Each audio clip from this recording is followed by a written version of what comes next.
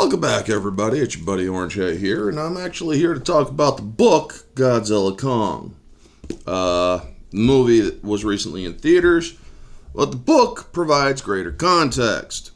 Now, one thing I do like about this book that had a little bit of, in previous books like Godzilla vs. Kong and even King of the Monsters, is that it gave a little bit of insight into the monsters, like Godzilla and Kong specifically, into their headspace.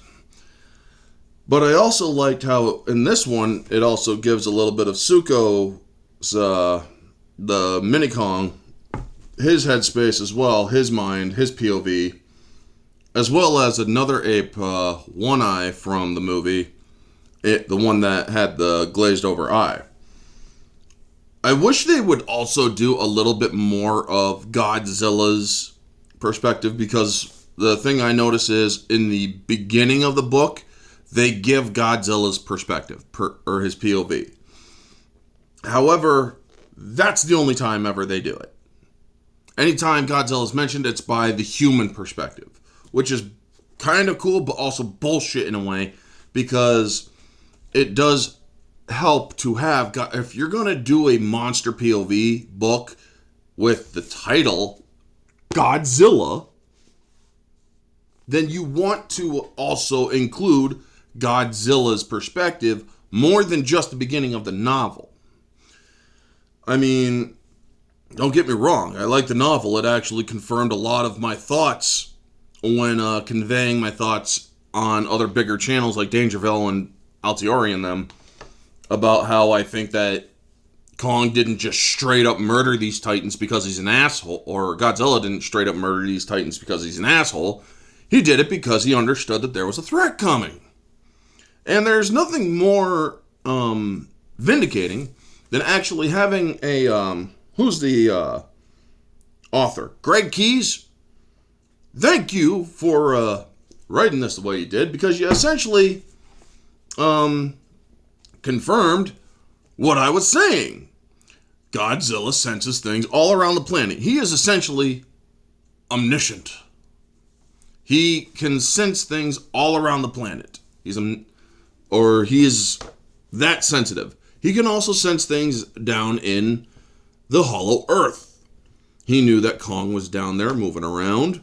He knew that there was something coming from Hollow Earth, a very strong psychic signal that got him to do what he needed to be done.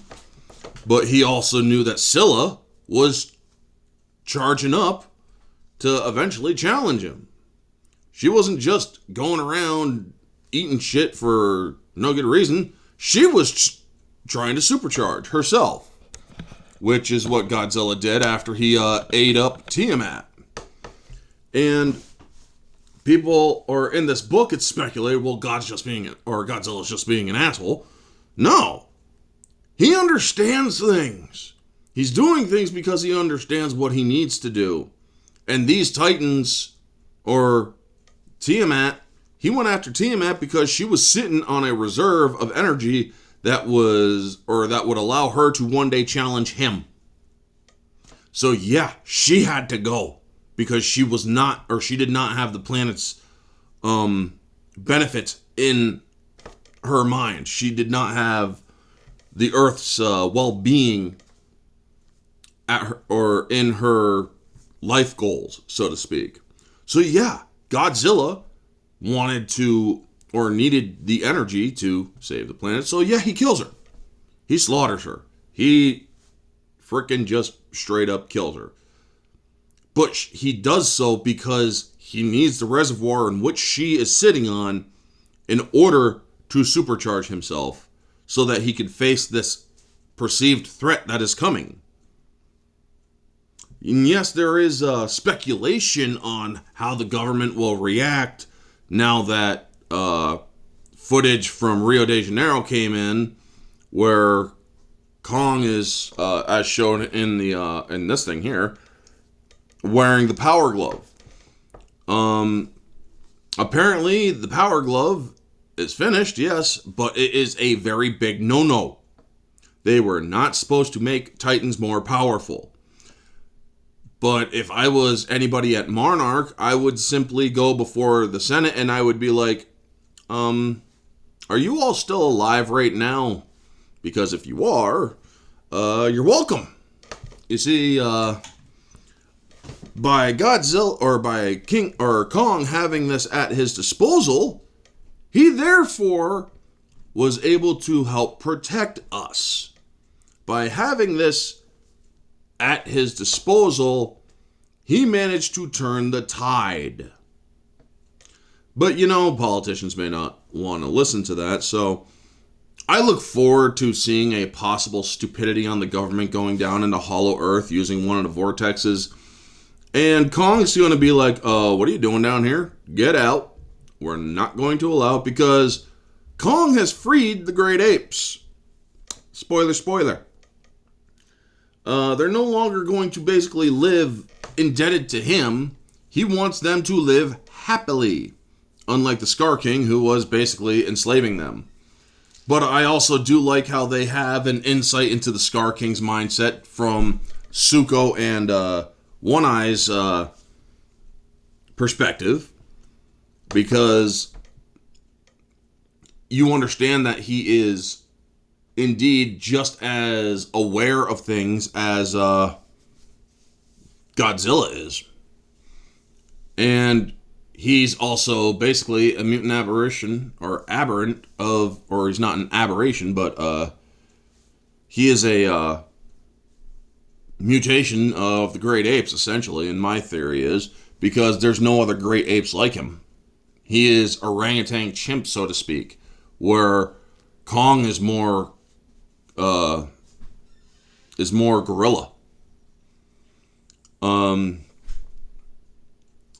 I mean, you can definitely see and draw comparisons, but Kong is more missing link gorilla, or kind of like a mix between human and gorilla because of his proportions, where you see Scar King in the movie, he's more orangutan with his proportion or his limb proportions, and yet he's also very red with his orangutan or like an orangutan.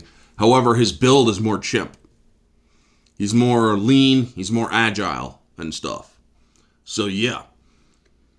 Shimo is confirmed to be over a million years plus old. I like how they have these bits and pieces in the beginning of chapters. Well, not all of them, all of them. The indigenous people of the island named it Ishiro Guanem, the red land with white teeth, are basically how a lot of these things might allude to monsters and to titans and such. So that's pretty cool. I like Gia's involvement in the story. Gia is my favorite human in the MonsterVerse. She is actually quite interesting. I like how they gave her a little bit more. I like how there's speculation that this Mothra is very different from the Mothra from King of the Monsters. I have always called this one Divine Mothra, and there's speculation that it is the first incarnation of Mothra in the book. So I do like that. I wish that there was more than one perspective surrounding some of the scenes, like Godzilla's perspective in the fight against Kong in Cairo. There is a lot of things that they should have put in the book. So this book isn't perfect. I will give this book a high score objectively, yes. This book is about an 8.5 to a 9 out of 10 objectively. An 8.5 is where I would keep it. Because other than that, yeah, they needed more Godzilla perspective, Godzilla POV. Because that way you're understanding that this creature is acting in accordance to what's better for the planet, not just humans. Because that is something that people are often saying, well, Godzilla's an asshole. He's supposed to be a guardian of humans. No, he's not. He's a guardian of the planet. Humans just happen to occupy the planet. In fact, he actually sees humans as somewhat nice, sure, but in other ways, they could be downright assholes themselves, sending frickin' drones at his ass. I mean, yes, humans are defending their territories, sure, but he was not too happy when drones were flying at him in France. He frickin' wiped them out with frickin' energy pulse. The energy pulse was slightly different in the movie, because in the book, he actually claps like this. So it's like, why are you doing a clap, dude? I mean, that I just don't understand. But, you know, they do, or they have some minor differences here and there. The Rio de Janeiro sequence where Shimo is beginning another ice age, it's actually explained that once she started shooting the beam up at the sky, it would build itself. It was actually a perpetuality building event. She doesn't need to do it any further than she did, unless with a little bit of reinforcement here or there. Godzilla, being as supercharged as he was in this movie, allowed him to put an end to it. I do like how they also explain a little bit more how Shimo is actually now bonded to Kong, because Kong and her kind of set their differences aside. She didn't want to attack Kong, and it's actually speculated, yes, she was holding back. She was holding back in the cave because she didn't want to hurt Kong at the behest of Scar King. Scar King was using the jewel to hurt her. Now, a lot of these things are speculated, like this thing happened to belong to her body because it's the same crystalline structure. That doesn't necessarily mean it is, but there's a lot of speculation in this story that are strong suggestions that that is the case. However, I do like that it's not 100% confirmed in certain cases. We don't know that the thing may have came from Shimo. For all we know, it could have come from a different part or a different member of her species. Or a member that is dead. That may have been an Alpha Titan itself. Who knows? But I do like some of the speculation. How some of these, or why he chose Rome again. Well, maybe it's because he does find a little bit of resemblance to the home that Serizawa nuked in King of the Monsters. So it's like, yeah, you kind of nuked my home. This is kind of similar to it. So, yeah, I'm going to just lay it here. I do like how the governments are a little bit more involved in this book. The Italian government freaking out. It's like, yeah, he just took out a freaking landmark. And it's like, sorry? I mean, he's not an enemy, but he's kind of huge. He's not going to worry about pissing off humans. Humans are not the dominant species on the planet in this universe. The Titans are.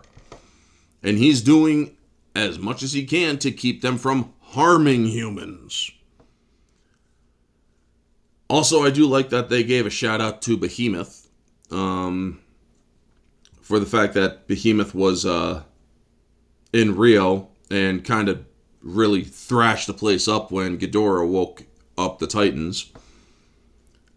But yeah, this book is very well done.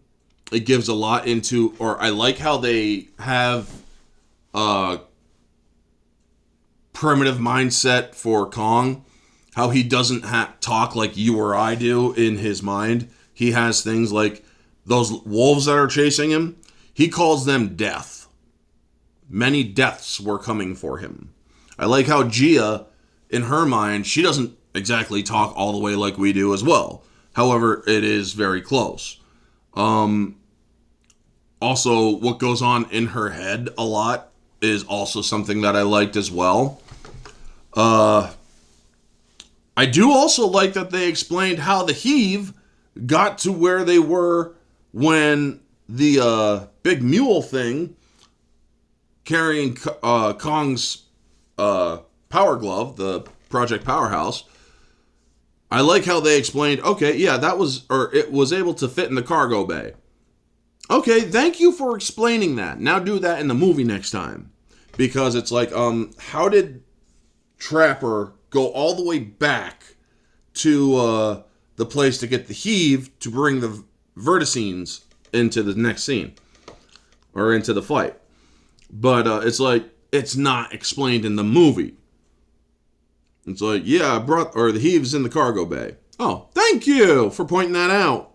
That actually does help. That kind of information would have given Godzilla Kong a better objective score in the movie when I did my review. But yeah, this book is very good. I enjoyed it. It's going with my collection of MonsterVerse stories up in my room. I'm hoping we get Destroyer. I'm hoping we get Destroyer in the next one, folks. Because I have a theory myself. What if Kong wasn't just sensing one threat? What if he was actually sensing multiple threats? He couldn't pin down that second or other threat because, well, as you know, if you're a Godzilla fan, Destroyer can split into many, many pieces. He was a monster that was built from many, many parasitical monsters that came from the Oxygen Destroyer. So he couldn't find the threat, so he's supercharging because he realizes it might be bigger than him if he doesn't do something to get more powerful. So those are that's a small theory of mine. He might be charging up for not just this threat that was Shimo and Scar King, but also something further down the line. Because you don't just get 20 times stronger, which is confirmed in the movie, and be like, yeah, okay, so that's Shimo. She's holding back, and I could still get my ass kicked. But I'm also sensing something else here. So yeah, I would like to see where this goes, to see if there is a Destroyer-like monster coming to the MonsterVerse. I think that there is, because it's 2027, the Oxygen Destroyer was used in 2019, so there is a possibility that over the 8 years, there was a need for this, or there was a buildup of these things starting to evolve and form. So yeah, I would like to see where they go with it. Anyway, folks, yeah, solid 8.5 out of 10 for the book. I think that it has a lot of good things in it. I like the different perspectives. That's something that I really do enjoy when reading, because you should have different perspectives throughout the novel, but you also need to have more of Godzilla's perspective in the novels. I don't understand why they only give one dedicated chapter to Godzilla's POV. That is their biggest problem. Anyway, folks, that's my thoughts on this. Y'all know the drill. Like, comment, subscribe, share, all that jazz. Let me know your thoughts down in the comment section below. What did you think if you have read the Godzilla Kong novel? Did you like it? Did you not? How would you rate it? Let me know, folks. Y'all have a wonderful day, and always remember to stay humble.